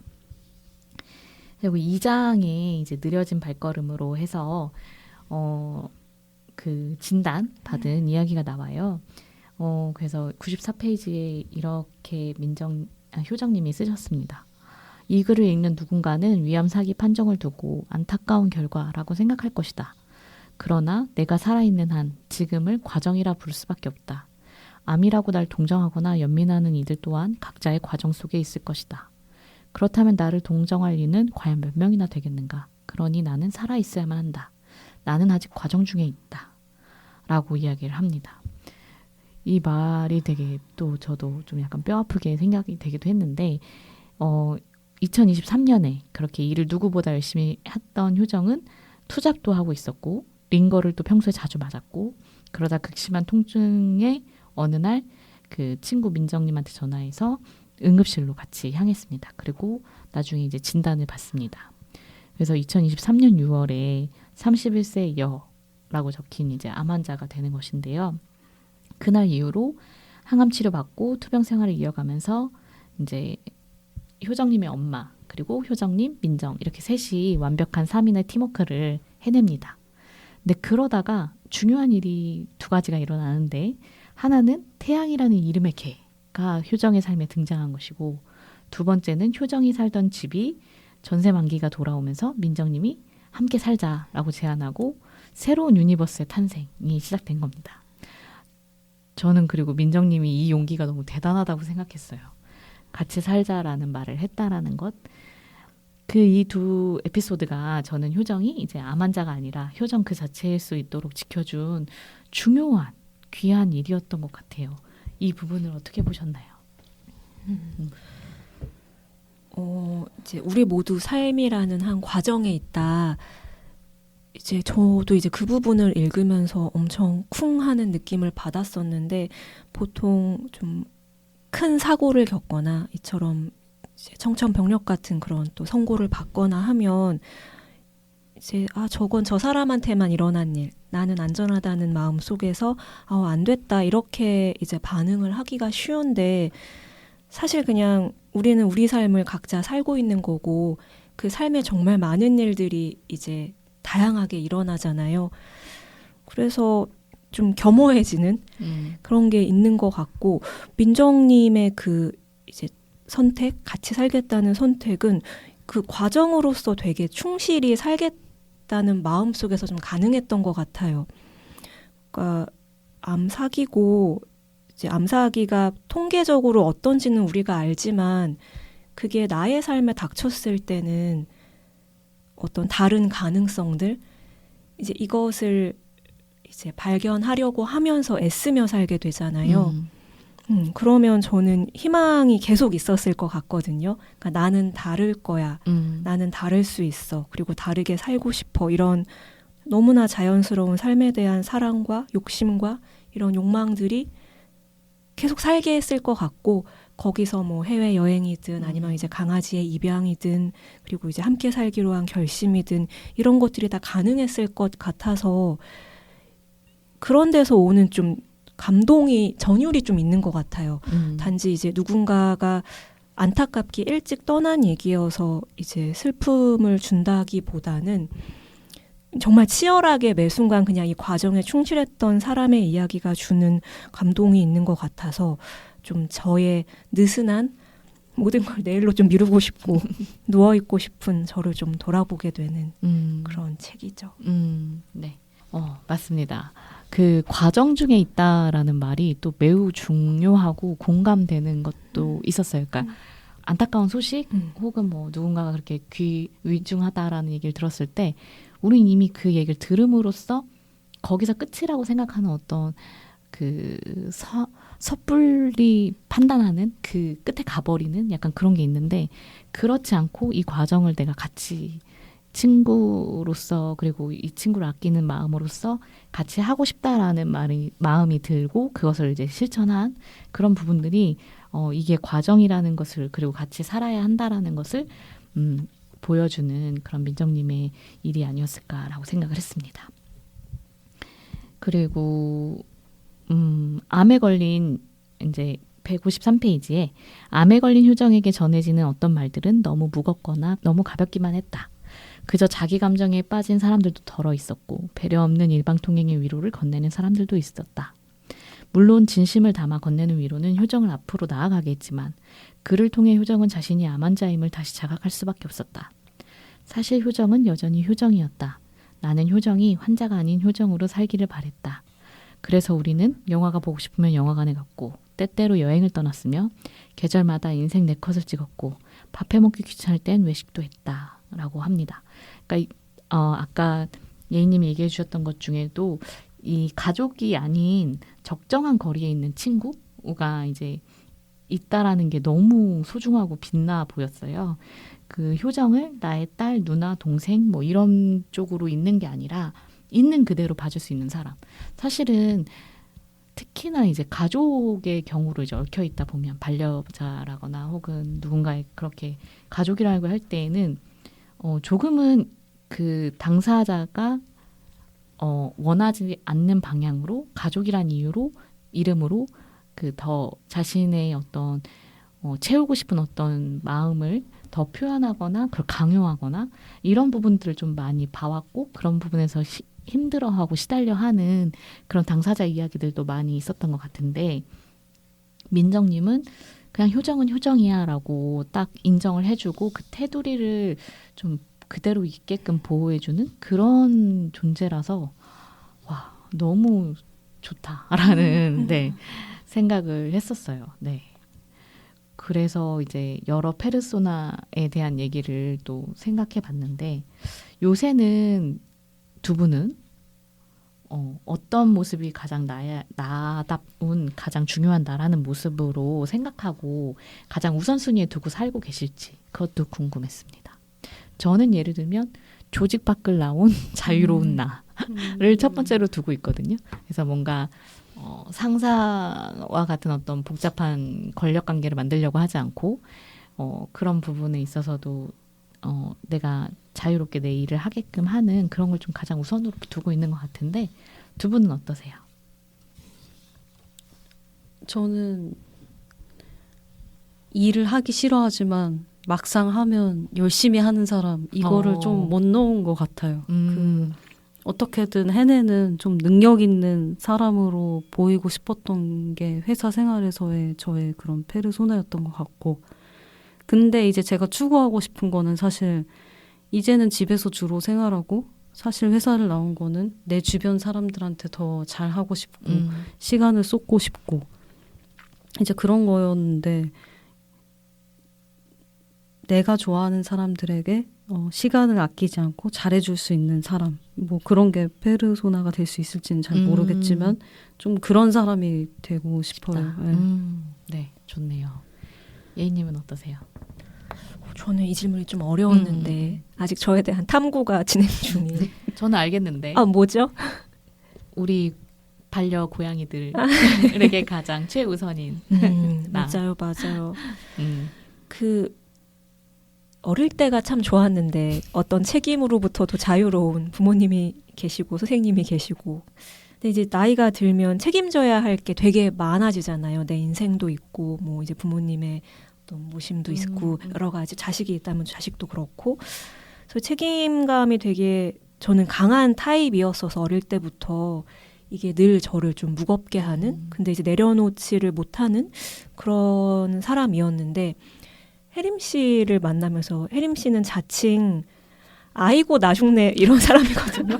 그러니까 자칭 조금만 힘들어도 아유 나 죽네 아이고 나 죽네 이제 이렇게 얘기하는 네, 정말 징을 울리면서 온 동네에 내가 힘들다를 엄살쟁이입니다. 엄살쟁이여서 처음에는 저 사람은 정말 왜 그럴까 싶었는데 점점 좋은 영향을 줘서 나도 저렇게 해야겠다. 그래, 우린 엄살을 좀 부려야 돼요. 그죠? 힘든 걸 힘들다고 말 못하고. 그래서 뭐 어느 날은 이제 책임감으로 열심히 강인하게 하루를 살아내는 사람이겠지만 또 어느 날은 다 집어던지고 못 해먹겠네 정말 이제 이렇게 생각하면서 누워있는 나도 나고 맞아. 이렇게 좀 이런 페르소나도 있고 저런 페르소나도 있고 이렇게 왔다 갔다 좀 원활하게 하는 것이 좋은 것 같아요. 맞아요. 책임질 건 책임지고 할 일은 하고. 근데 이제 아직 아이고 나 죽네 경지까지 내가 가지 못해가지고 더 열심히 노력합시다. 네. 배워야겠다 혜림 씨한테. 아이고 나 죽네 하고 좀 높는 방식을. 네. 그리고 이제 3장으로 넘어갑니다. 잠시만 멈춰봐라고 이제 하는데요. 164페이지에 난 행복과 불행의 중간에 있는 사람이다. 암 환자들 사이에선 호전 증세가 있고 부작용이 덜해 행복한 사람으로 취급받고 일반인들 사이에서는 젊은 나이에 위암 사기 판정을 받아 불행한 사람이 된다. 비록 지금은 나의 봄을 애써 찾아 헤매며 무력함으로 무릎 꿇고 있지만 구차해질지라도 미약한 봄을 찾아내고야 말아서 그 작은 행복을 사치스럽게 누릴 수 있는 인간으로 남겠다라고 164페이지에 적혀 있었습니다. 근데 이제 아까 앞서 오프닝에서 읽어드린 글이 이제 효정이 동생 석준이에게 남긴 유서의 일부였는데 효정이 떠나기까지 치료를 받던 대학병원에서 2차 병원으로 그리고 2차 병원에서 다시 요양병원으로 요양병원에서 호스피스로 여러 번 자리를 옮겨야만 했던 사정이 나옵니다. 그리고 마지막 인사를 나누고 효정은 함께 일했던 많은 사람들의 배웅을 받으며 이제 세상을 떠났는데요. 효정이 자신의 장례를 준비하며 했던 그 유서의 내용이 책에 자세히 나와 있어요. 그래서 그걸 보면서 어떤 생각을 하셨을까요? 이런 뭐랄까 나의 마지막 모습을 어떻게 하겠다라는 생각을 좀 해보신 적이 있으실까요? 저는 약간 장례식에 플레이리스트를 만들어 놓을까 뭐 이런 생각은 이렇게 막연히 해본 적은 있던 것 같아요. 이승환님 노래로 채워지나요? 그것도 너무 좋겠다. 이번 주에 공연 갑니다. 너무 오랜만에. 네. 저는 그 이제 암 선고 받자마자 효정님이 바로 맞아. 오케이 이제 정리에 들어간다. 1번 뭐 가족이 원하지 않는다면 돈도 많이 드니까 항암 치료를 안 받을 거야. 뭐 2번 뭐 이런 식으로 번호를 매기면서 빠르게 삶을 정리하는 거에 좀 깜짝 놀랐었거든요. 근데 이제 문득 나라면 어땠을까 생각을 해보니까 다르지 않을 것 같은 거예요. 그래서 그때 느낀 게 이제 효정님도 이게 책임감이 엄청난 사람이구나. 자기가 주변에 대해 뭘 해주고 가야 하는지 어떻게 깔끔하게 정리해야 하는지 이런 걸 되게 많이 의식하고 있던 분이라는 생각이 들었고 그래서 이제 시간을 조금 두고 이제 뒷부분에 나오는 남동생에게 남기는 이제 편지들을 봤을 때는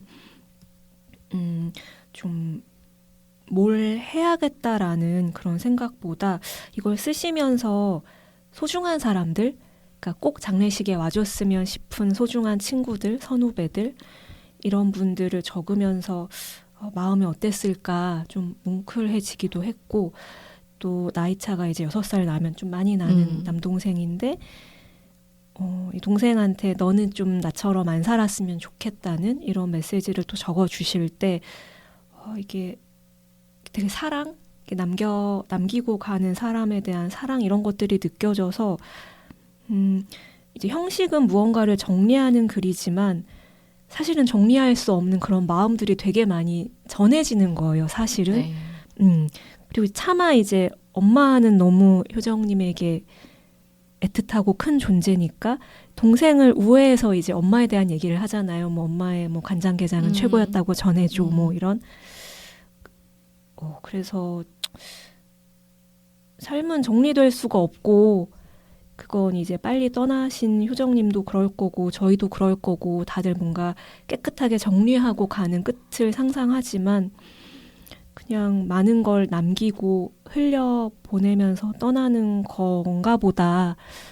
그래서 정리하려 하면서 이제 나한테 뭐가 소중하고 중요한지를 깨닫는 과정도 물론 있겠지만 그냥 많이 느끼자, 생생하게 지금 내가 맺고 있는 관계나 삶들을 느끼자 그런 생각들을 좀 유서 읽으면서 했던 것 같고 그 편지 부분 읽으면서 그 편지는 계속 다시 읽게 되는 것 같아요. 여러 번. 네. 혜림님은요?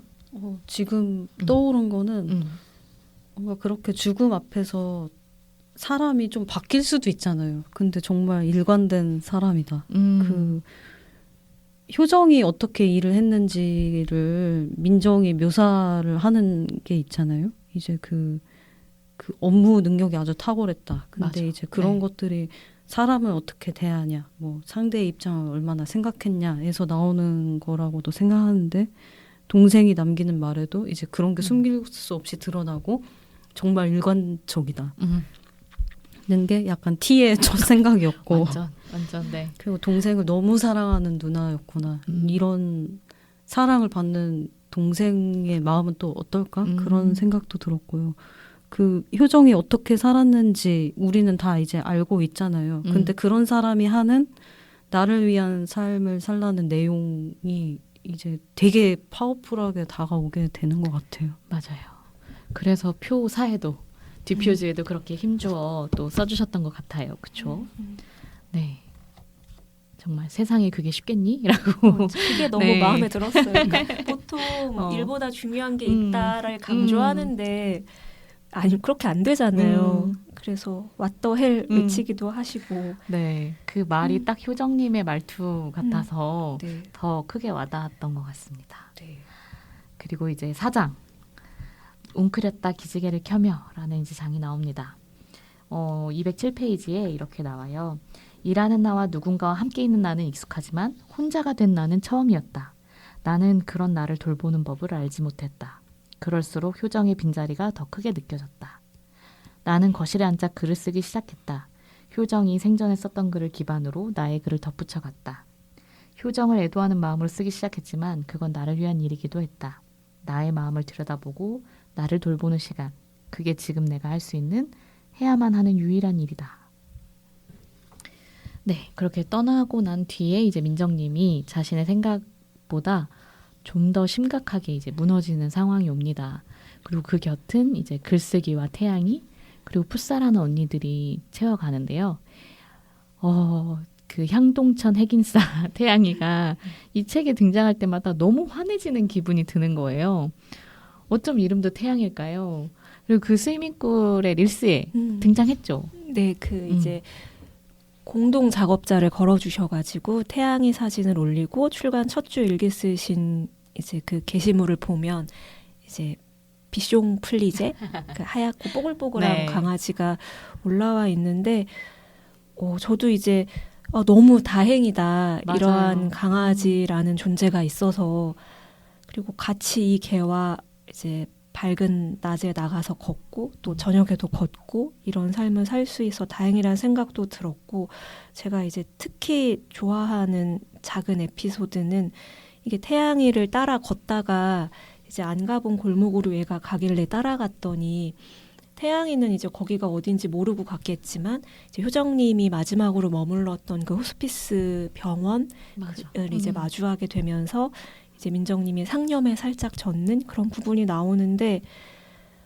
사실 태양이의 마음은 누구도 모르지만 민정님 곁에 함께 있음으로 해서 둘이 살아갈 수 있는 원래 셋이었다가 둘이 되었지만 그래서 저도 마음이 너무 환해졌고 이제 읽으신 분들도 이제 축구와 이 태양이 이 둘의 존재가 너무 강력해서 너무 다행이다. 그러니까 이제 보통 이제 이런 리뷰를 개인적으로 준 분도 있었는데 보통 이제 안 좋은 일을 겪고 슬픔 속에 젖어 있는 사람을 보며 위로를 하는데 이 사람이 이제 이겨내려고 하고 어떤 행복감을 맛보면 그걸 또 질타하는 은근히 그런 분위기와 사람들도 있잖아요. 근데 그렇지 않고 계속 밝아지려 하고 노력하고 또 그걸 응원하는 사람들이 옆에 있어서 그런 존재들이 있어서 좋다라고 이제 리뷰를 주신 분이 있어서 저도 참 사장이 이제 강렬하진 않을 수 있지만 어떤 죽음이나 충격적인 이야기는 아니니까 하지만 제일 여러 번 읽게 되는 페이지일 것 같아요. 남겨질 존재들이니까 일단 저희는. 네네 맞아요. 그리고 정말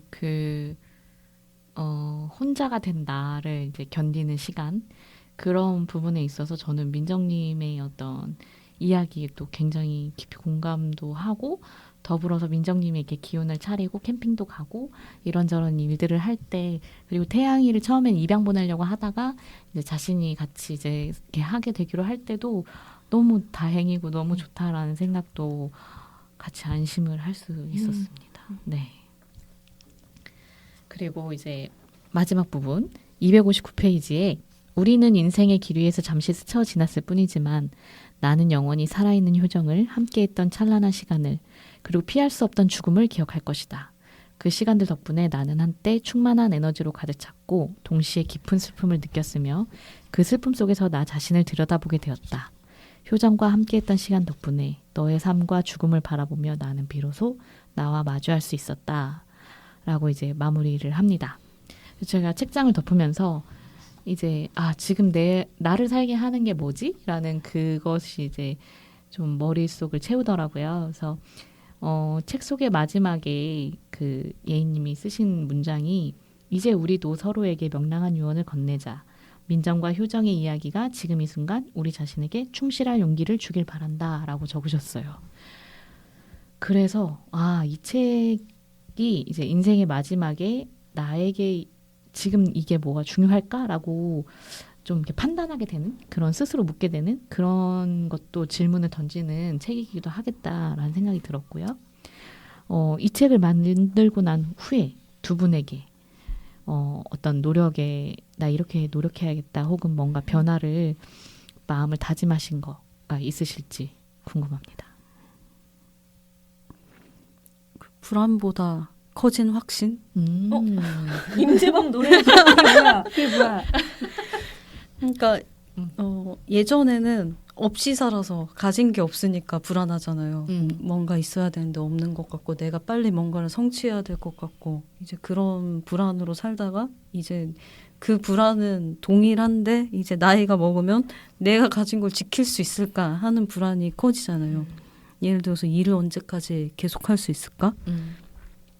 이제 머리로는 그걸 안고 사는 거라는 걸 알면서도 이제 어쩔 수 없이 계속 불쑥불쑥 떠오르게 되잖아요.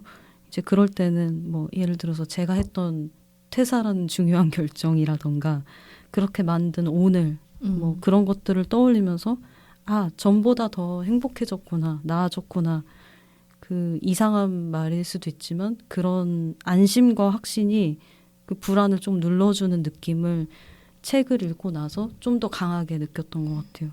그리고 자주 생각했던 건데 좋아하는 사람을 더 만나고 이제 소중한 사람을 더 소중히 하고 이런 생각도 이제 더 하게 됐고요. 맞아요. 네. 뭔가 정신없이 사는 삶을 좀 멀리하고 나에게 소중하고 진짜 내 인생, 내 삶 이런 것들을 좀 채워가는 노력을 생각하게 되는 그런 부분이 있는 것 같습니다. 예인님은요? 저는 이게 삶에 좋은 일도 있고 나쁜 일도 있고 기쁨도 있고 슬픔도 있고 되게 여러 가지가 일어나는데 문득 이제 이 책을 다 만들고 나서 저를 돌아봤을 때 이게 좋은 것만 받으려고 하는 좋은 것만 받고 싶은 저를 좀 발견하게 되었거든요. 나에게 불행이 일어나지 않기를. 근데 사실 그런 것들은 제가 어떻게 막을 수 없는 거고 이제 그것들을 내가 다 잘 받아들이고 싶다 그런 생각을 하게 됐던 것 같아요. 어릴 때 이제 이 책을 읽고 문득 그 시가 떠올랐는데 제목이 지금 기억이 나지 않는데 허수경 선생님이 쓴 시고 그런 구절이 있거든요. 슬픔의 껍데기를 쓴 기쁨 이런 식의 구절이 있는데 어릴 때는 잘 모르면서 이제 뭔가 그렇게 약간 있어 보이지 않나요? 뭔가 깊어 보이지 않나요? 그래서 참 그 시를 좋아했었는데 암 선고를 받고 이제 짧게 생애를 이제 살다 떠난 것이 너무 슬픈 일이지만 그냥 슬프다고만 할 수 있을까? 너무 찬란하게 빛났던 순간이 거기에 있는데 그리고 오늘 중세를 또 찍지만 이제 또 몇천 부가 들어오면 이거 나갈까 안 나갈까 하는 불안 기쁨과 불안이 공존하는 그러니까 여러 가지 감정들을 다 그냥 잘 받아들이고 싶다 그런 생각을 했던 것 같아요. 그냥 좋은 거 나쁜 거 구분하지 말고 잘 받아들이자. 맞아요. 예전에는 일희일비가 왜 나쁜 말이지? 막 이런 생각을 했었어요. 그러니까 기쁜 일은 충분히 기뻐하고 또 슬픈 일은 슬퍼하고 그리고 넘어가는 거지 약간 이렇게 생각을 했는데 이제는 그 좋은 일이 마냥 좋은 일일 수 없다라는 것도 알고 슬픈 일이 또 마냥 슬픈 일이 아니라는 것도 알고 이런 나이가 되어가는 중인 것 같습니다. 네, 공감하고요. 네, 이렇게 이제 명랑한 유언을 잘 돌아봤는데 마지막으로 예인님이 이 책을 아직 읽지 않으신 분들에게 이 책을 권하는 말 한마디 해주시면 좋을 것 같아요. 마지막 발언. 이거 어떻게 소개해야 될지 잘 모르겠어요. 이게 최근에 장석주 선생님이 막 오열하는 맞아. 그런 사진 때문에 이제 읽어주셨다는 독자님도 계시고 이제 그런 것들을 보면 이게 저희 보통 책 나오면 서평단 운영도 하고 이제 책 지원해서 리뷰도 많이 받고 하잖아요. 근데 이상하게 이 책은 그냥 좀 자연적으로 알아서 좀 얘가 퍼져서 그렇게 접했을 때 기대하지 않았던 어떤 걸 마주하게 되는 책이었으면 좋겠다 그런 마음 때문에 이건 이런 책이니까 꼭 읽으세요. 뭐 이렇게가 이상하게 잘 안 되더라고요. 그래서 이제 이 방송을 들으시는 분들이 그냥 사서 읽어보시면 좋겠다. 그렇게밖에. 네. 더 뭔가 네. 덧붙이지 않아도. 네. 네. 근데 저는 그 네이버 리뷰 중에 진짜로 명랑한 유언이란 말에 끌려서 표지와 제목을 보고 끌려서 사신 분이 심지어 그것도 숨결이 바람될 때와 같이 사셔서 그거를 이제 구절구절 맞아요. 비슷비슷한 어떤 통찰이 있는 그런 문장들을 보시면서 두 책을 비교하면서 보신 그 리뷰가 있더라고요. 그래서 그걸 보고 와 이렇게 다 통하는구나 이런 생각도 들기도 했어요.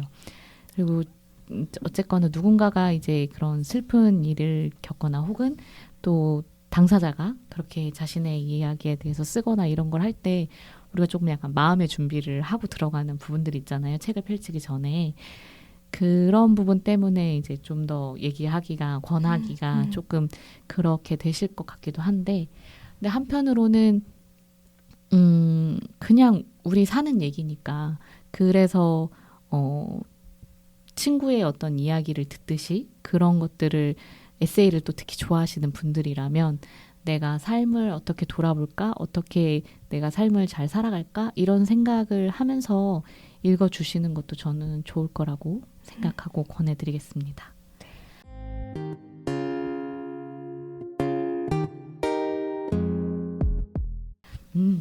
책 이야기는 이제 여기서 마무리하고요.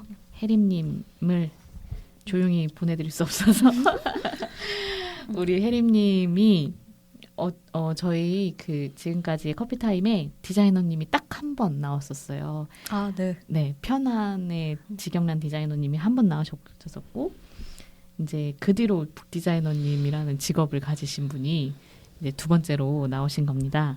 그래서 혜림님을 좀 파헤쳐 보고 싶었는데 짧게만 파헤쳐 볼게요. 네. 일단 디자인 후기 재밌게 봤는데 거기에 이제 너무 정신없음을 이제 한참 있을 때, 네, 주말도 없고 밤낮도 없고 회사와 그 집이 구분이 없어지고 막 이럴 때 같이 사시는 분이 이렇게 얘기하셨대요.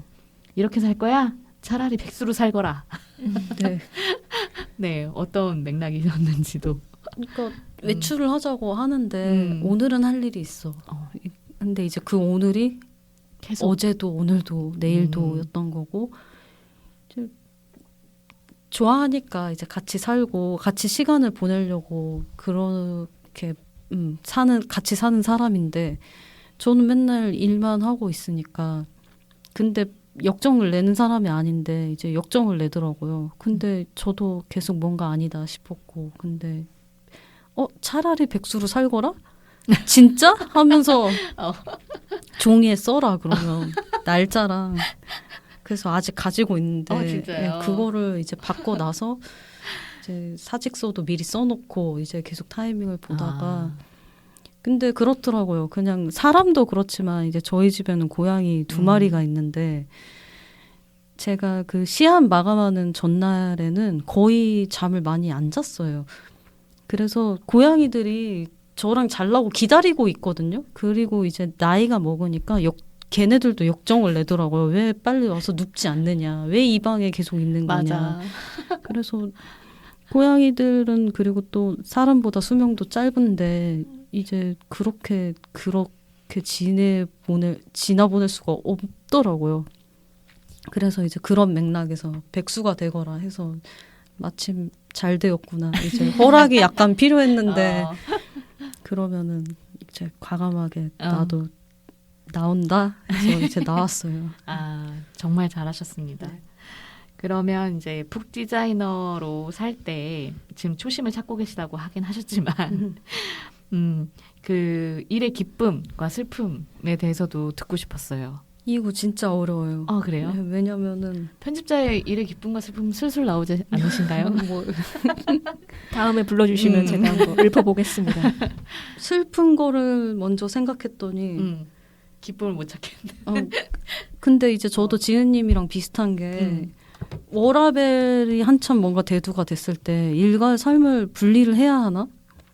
근데 이제 저는 그거 안 된다는 거 이제 저도 받아들였거든요. 이제 몰입할 땐 몰입하고 맞아. 그냥 쉴 때는 쉬자.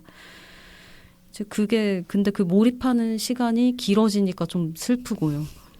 그리고 저는 자신에 대한 의심이 많아서 이제 작업하면서 계속 이제 많은 저 자신들과 싸우고 있는데 이제 어쨌든 남이 이렇게 컨펌을 해줘야 승인을 해줘야 이제 표지가 나가는 거기 때문에 이제 그런 점이 좀 슬픈 것 같고 붙들고 있는 시간만큼 결과물이 나아진다는 어쩔 수 없는 그런 점이 또 슬프고 왜냐하면 남들이 하는 걸 봤을 때는 되게 그런 탁월한 감각이 있어서 뭔가 슉슉슉슉 해낸 느낌인데 나는 왜 이런 게 이렇게 오래 걸릴까? 0.9899 그런 일 아닐까요? 시한 마감이 있잖아요. 네. 그러니까 끝을 내고 싶지 않은데 언젠가는 이걸 또 편집자나 출판사에 보여줘야 한다는 것도 이제 저한테는 되게 두렵고 이제 그런 것들이 떠올랐고 또 이게 얘기하자면 끝이 없겠죠. 네, 근데 이제 슬픔은 끝이 없고 기쁜 거는 그렇게 다 해놓고 나서 책이 나오면 너무 기뻐요. 일하는 것도 재밌어요. 그 과정도 재밌고 이제 예인 씨랑 얘기하고 이렇게 책 만들다 보면은 그 과정이 되게 어쩔 때는 아름답다는 생각이 들거든요. 이제 저는 그렇게 일할 수 있어서 좀 좋다는 생각이 들고 돈이 중요하긴 한데 어쨌든 그 과정이 아름다워서 아직은 좀 견딜 수 있다. 근데 이제 돈을 벌어야 합니다. 아니 백수로 살거라 하신 분의 뭐 코멘트가 있으셨나요? 그런 기조를 견지는 하고 있는데 이제 속마음은 잘 모르겠네요. 네. 네, 돈도 벌어야죠. 2025년 두 분의 계획, 일 말고 삶의 계획으로 한마디씩 부탁드리겠습니다. 저는 친구들하고 만나서 많이 놀자가 저의 25년 목표인데요. 그동안 일을 너무 열심히 하고 그냥 쉬고 왔다 갔다만 했더라고요. 근데 이제 쉬는 건 노는 것과 다르다는 것을 최근에 깨달았고 저 친구들과 다양하게 재밌게 보드게임이라 할지 방 탈출 게임이라 할지 작은 여행이라 할지 많은 이벤트를 만들며 놀겠다 다짐을 하고 실행을 하려고 합니다. 좋습니다. 네. 혜림님. 이게 헉 하는 게 일을 열심히 해보려고 했는데 올해 근데 이제 그 일을 열심히 한다는 게 일을 많이 한다기보다 이제 저는 새로운 시작을 해나가는 해라고 생각하기 때문에 그런 일을 하는 기준이라던가 뭐 제 자신에서부터 그 기준을 세워가지고 좀 그런 식으로 일을 시작해봐야겠다는 계획이 있고요. 그리고 당연히 노는 거, 쉬는 거 저는 뭐 항상 잘하고 있어가지고. 아이고 죽겠다. 아이고 네. 나중네. 아이고, 아이고 나중네. 나중네. 징치면서 동네 돌아다니면서. 아, 네. 오늘 또 하나의 태도를 배워갑니다. 아이고 나중네. 네. 그러면 마무리하겠습니다. 두둠치 스테이션에 출연하신 소감 혜림님부터 마지막으로 말씀 부탁드리겠습니다. 네, 나와서 영광이었고 이렇게 소개할 기회를 주셔서 책도 그렇고 뭐 저 잘 했는지 모르겠지만 너무 감사합니다. 그 에디터리님 짱. 고백을 단호하게 에디터리님 짱하고 마침표를 찍었어요. 답변을 미리 준비해 오셨군요. 감사합니다. 혜림님도 짱. 우리 모두 짱. 맞아. 네, 예인님 두 번째 출연 네. 어떠셨어요? 일단 진짜 에디터리님께 너무 고맙고 저랑 혜림 씨랑 가끔 이제 에디터리님에 대해 얘기할 때 저희가 장군님, 대장님 이렇게 부르거든요. 아, 이게 진짜요? 우리가 막 절친이야 아니면 막 우리 되게 협업을 많이 해 막 이런 관계는 아니고 되게 느슨하게 연결되어 있는데 늘 그렇게 뭔가 뭐랄까 축구팀 주장님처럼 우리를 챙겨주시는 것 같아서 참 고맙고 대단하다 생각이 들고 그래서 오늘도 이렇게 나와서 그치, 이런 기회가 아니면 막 저희도 저희를 돌아볼 기회가 잘 없으니까요. 그래서 정말 감사했고 즐거웠고 듣는 분들도 그랬으면 좋겠어요. 네, 그리고 이 계절에 너무 잘 어울리는 표지와 이 책이라고 생각을 합니다. 명랑한 유언. 여러분들의 마음속에도 이 찬란한 빛깔을 하나씩 품고 가시면 좋겠고 그래서 오늘 방송도 끝까지 들어주셔서 정말 감사드립니다. 저희는 그러면 또 다음 주에 뵙도록 하고 두 분도 또 다음 기회에 또 찾아오도록 하겠습니다. 감사합니다. 감사합니다.